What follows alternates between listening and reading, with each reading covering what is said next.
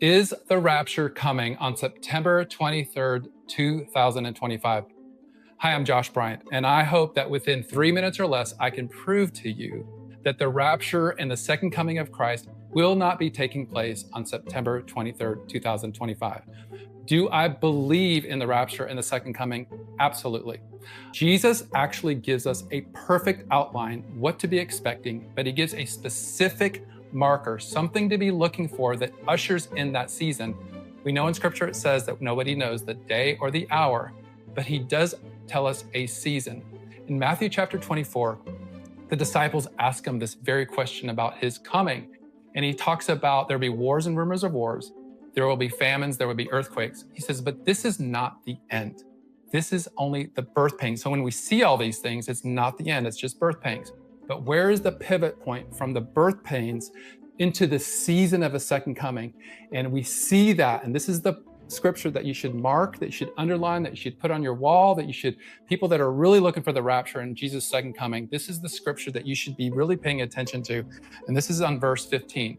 He says on Matthew 24, verse 15, he says, so when you see the abomination of desolation spoken of by the prophet Daniel standing in the holy place, then let those who are in Judea flee to the mountains. And you can keep reading what happens after that. It's a time of distress. It's great distress. But we need to see this event take place.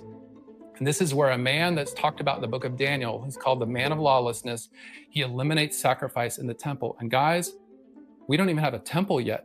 We don't even have this holy place that this man can set up an abomination that causes desolation. And until we see this take place, we have not entered into that season. So if you're looking for the season of the second coming of Christ, this is the verse that marks the transfer from birth pangs into the season. And then when we get into the latter part of that chapter, we see the second coming. And I'll go ahead and read that. That's verse 30.